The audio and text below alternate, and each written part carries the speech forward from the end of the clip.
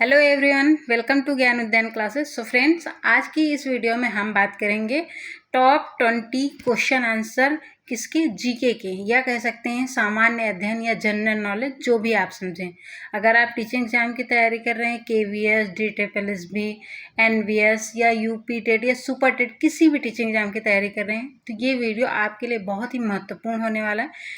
क्योंकि इसमें हम बहुत ही चुनिंदा क्वेश्चन प्रैक्टिस करने वाले हैं जो किसी न किसी टीचिंग एग्जाम्स में पूछे जा चुके हैं।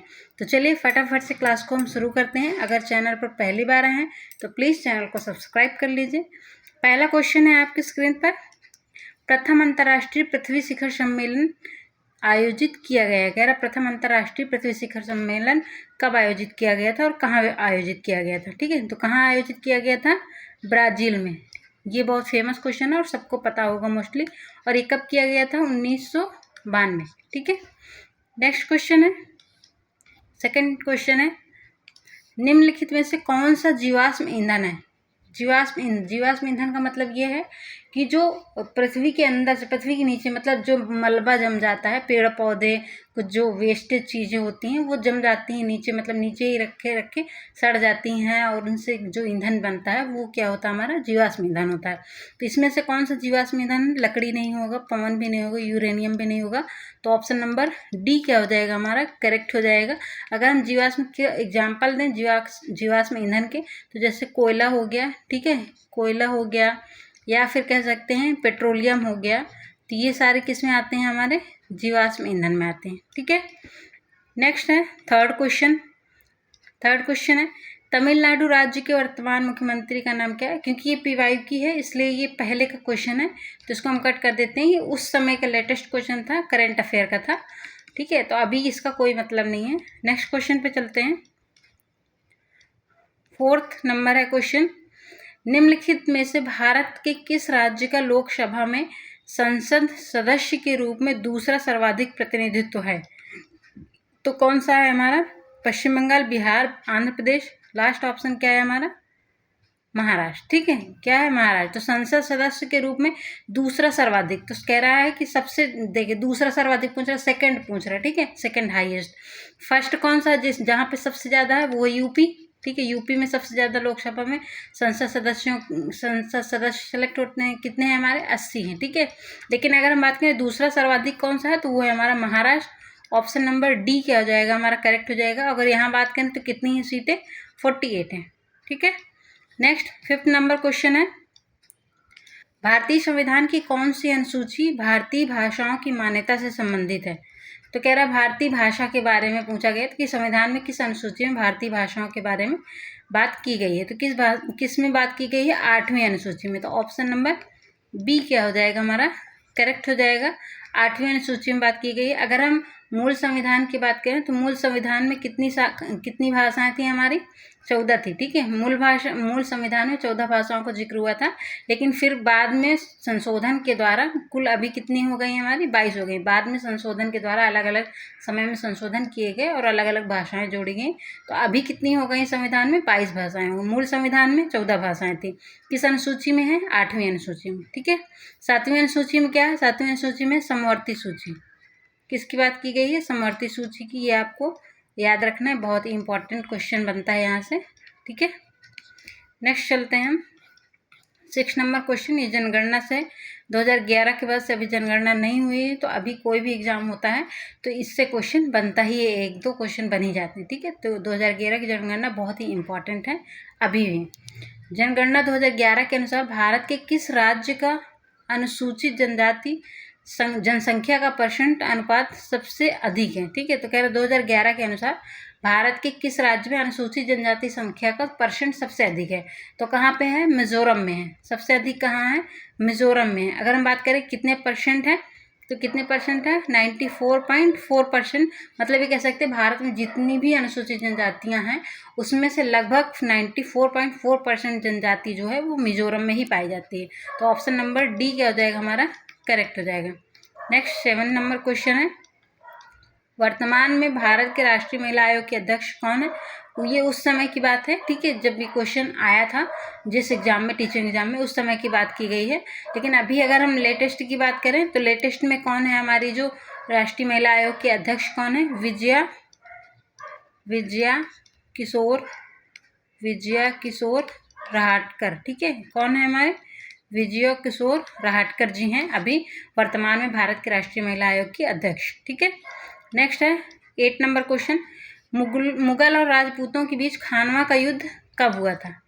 तो मुगल और राजपूतों के बीच खानवा का युद्ध कब हुआ था? 1527 में। तो ऑप्शन नंबर बी क्या हो जाएगा हमारा? करेक्ट हो जाएगा।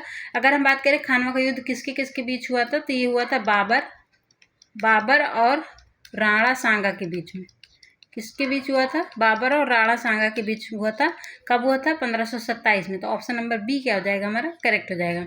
नेक्स्ट है, गांधी जी द्वारा दांडी यात्रा कब प्रारंभ की गई थी? तो कब प्रारंभ की गई थी हमारे? 12 मार्च 1930 को। तो ऑप्शन नंबर सी क्या हो जाएगा हमारा? करेक्ट हो जाएगा। अगर हम बात करें कब से कब तक चला है, तो ये कब तक चला था? 12 मार्च से स्टार्ट होता है, 6 अप्रैल तक चलता है। ठीक है, 6 अप्रैल तक चलता है, 6 अप्रैल 1930 तक चलता है। इसी को अगर हम इतिहास में बात करें, इतिहास में इसको क्या बोलते हैं? हमें नमक सत्याग्रह के नाम से भी इसको जाना जाता है। ठीक है, क्योंकि यहाँ पे नमक कानून तोड़ा गया था। जब वो पहुँच जाते हैं दांडी नामक स्थान पर पहुँच जाते हैं, तो नमक उठाकर नमक कानून तोड़ते हैं गांधी जी, तो इसीलिए इसको नमक सत्याग्रह भी कहते हैं। ठीक है, नेक्स्ट है हमारा 10वां क्वेश्चन, स्वतंत्रता के पश्चात भारत के प्रथम गृह मंत्री कौन थे? तो स्वतंत्रता के पश्चात पूछ रहा है, कौन थे हमारे? सरदार वल्लभ भाई पटेल जी थे। ये क्या हो जाएगा हमारा? करेक्ट हो जाएगा। ये भारत के पहले उप प्रधानमंत्री भी थे। ठीक है, पहले उप प्रधानमंत्री भी थे ये भारत के। और अगर हम बात करें कि इनके उपनाम क्या है, इनको लौह पुरुष भी कहते हैं। क्या कहते हैं इनको? लौह पुरुष भी कहते हैं। अब आप ये बताएंगे कि लौह पुरुष नाम इनको किसने दिया था? ठीक है, ये आप कमेंट करके बताइएगा। फिर है 11 नंबर क्वेश्चन, निम्नलिखित में से कौन वर्ष 1967 से 1969 की अवधि में भारत के राष्ट्रपति रहे हैं? तो 1967 से 1969 के बीच में कौन थे हमारे? डॉक्टर जाकिर हुसैन जी थे। तो ऑप्शन नंबर बी क्या हो जाएगा हमारा? करेक्ट हो जाएगा। ठीक है, नेक्स्ट है 12 नंबर क्वेश्चन, निम्नलिखित में से क्या पृथ्वी के घूर्णन का परिणाम है? कह रहा है इनमें से क्या है जो पृथ्वी जो घूर्णन करती है अपनी जगह पे, रोटेट होती है, उसका क्या परिणाम, मतलब किसका परिणाम है? ज्वारभाटा के कारण होती है? नहीं, कोरियालिस बल के कारण। तो ऑप्शन नंबर बी क्या हो जाएगा हमारा? करेक्ट हो जाएगा। ठीक है, नेक्स्ट 13 नंबर क्वेश्चन है, भारत के साथ किस देश की अंतर्राष्ट्रीय सीमा नहीं बनती है? किस देश के साथ अंतर्राष्ट्रीय सीमा नहीं लगती, ये पूछ रहा है। तो श्रीलंका, भूटान, म्यांमार और बांग्लादेश। तो हमें पता है श्रीलंका के साथ अंतर्राष्ट्रीय सीमा नहीं लगती है। तो ऑप्शन नंबर ए क्या हो जाएगा हमारा? करेक्ट हो जाएगा। क्योंकि ये अक्सर कन्फ्यूजन वाला क्वेश्चन है कि बच्चे क्या है देख लेते हैं कि श्रीलंका नीचे लटका हुआ तो मतलब अंतर्राष्ट्रीय सीमा साझा करता है, लेकिन ऐसा नहीं है, ये अंतर्राष्ट्रीय सीमा साझा नहीं करता। श्रीलंका क्या हो जाएगा हमारा? राइट आंसर हो जाएगा। अगर हम बात करें कि सबसे ज़्यादा अंतर्राष्ट्रीय सीमा कौन साझा करता है? बांग्लादेश, 4096 किलोमीटर। ठीक है, और अगर हम बात करें सबसे कम कौन साझा करता है, तो वो कौन सा है हमारा? अफगानिस्तान। कौन सा है? अफगानिस्तान है। और कितनी साझा करता है ये? 106 किलोमीटर। ठीक है, तो ये आपको याद रखना है। नेक्स्ट है, तिब्बत में ब्रह्मपुत्र नदी को किस नाम से जाना जाता है? तो तिब्बत में ब्रह्मपुत्र नदी को क्या कहते हैं हम? सांगपो कहते हैं। तो ऑप्शन नंबर डी क्या हो जाएगा हमारा? करेक्ट हो जाएगा। और इसी ब्रह्मपुत्र नदी को अगर हम बात करें कि मतलब तिब्बत में तो इसको सांगपो कहते हैं, लेकिन अरुणाचल प्रदेश में इसको क्या कहते हैं?